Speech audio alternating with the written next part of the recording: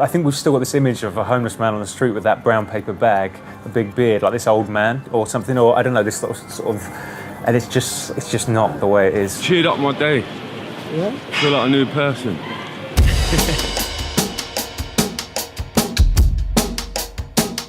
Humanising the issue is a really big thing. So humanising it, bringing it down to one person really helps. Because when you say this is somebody, this is how old they are, this is where they're from, within that first paragraph, you've already got people's attention, you've already gone, all right, okay, now maybe I'm listening to what his story is. It's just that typical image of homelessness once more, which is it's just too big to help, don't know how to help.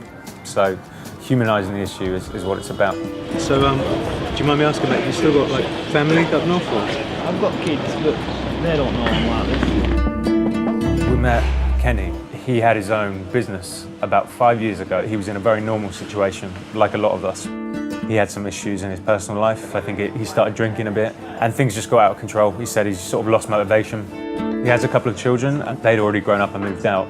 He didn't even want to ask his kids to go and stay with them. He didn't want them to know that their dad was like in a situation that wasn't right. Right, like Lad said to you about you being on YouTube.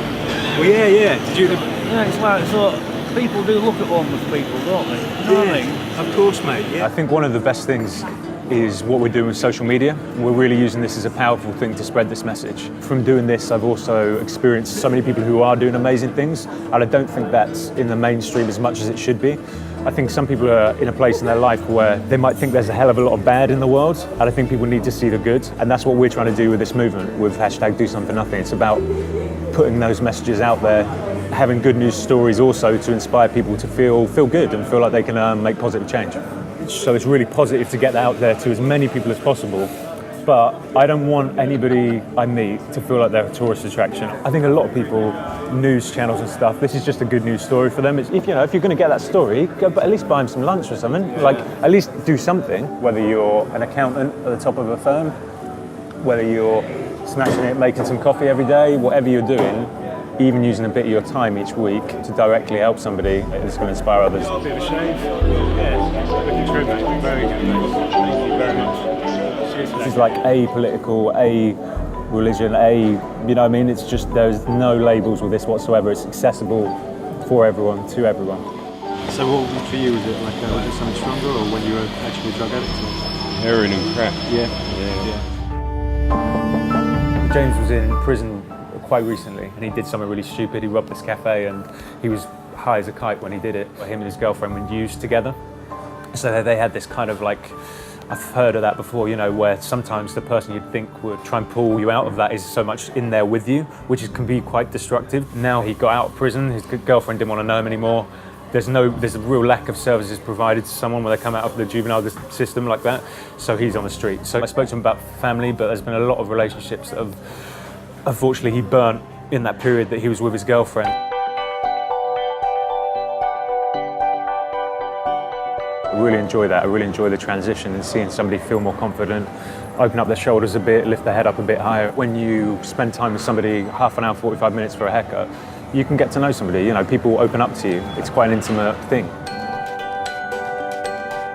When something shit happens, you can go and sit on a psychiatrist's chair, shop yourself to death in like Regent Street or Oxford Street or something, but I genuinely believe the best way to deal with that is go out and do some good shit. That doesn't cost anything, it just takes your time. What do you like? Anything we will do. Thank you so much, Darren, that's great. I can't think of something else I could do that makes me feel all right again about whatever that is.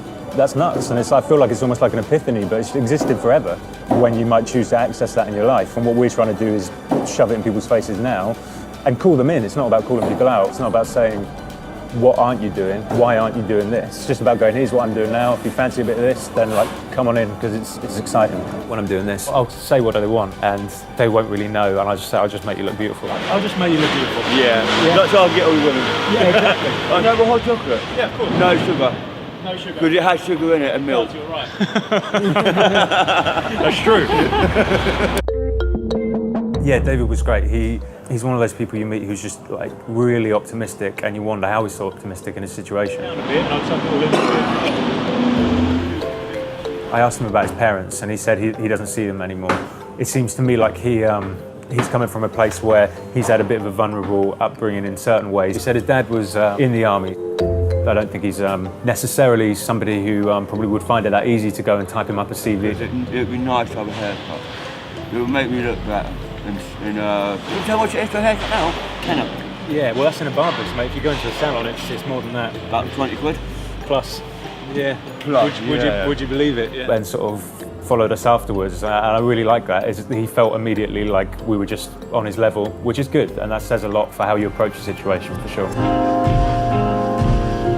When I started hairdressing, I realised how important it is, that interaction with that person when you're doing that. I think as hairdressers, we have a very important role we play with the client in front of us. It's about thinking about how you can use that skill for good, whether that's in any kind of charitable way or whether that's being creative to inspire others. I think we all realise that this industry is very much about inspiration, it's about sharing.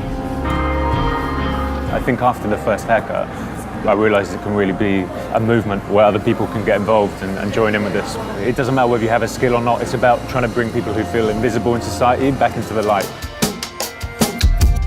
A girl, it was like in New York actually, a post where she just took her own initiative and went, what can I do? And she went and had lunch with this lady who's like in her mid-90s in an old people's home. It's just cool because that's equally as nice. That's somebody who's also kind of forgotten about. You know, it's that easy. If you've got 20 minutes and you go buy somebody on the street a coffee, just say, do you know what, mate? I'm going to go for a coffee as well. Like, let's head over to that place over the road and just chat. You know, it's nice. Again, it's not going to change their world, but it's going to make them hopefully feel a little bit more valued. It's a psychological thing more than anything else. They need other people. They need somebody to empathise with them and have sympathy with them, no matter what. I guess it's a little rebellion because it's me having that one-on-one direct way of doing it is enough to make me feel empowered as a human. It is a bit of like a mini revolution of my own. Yeah.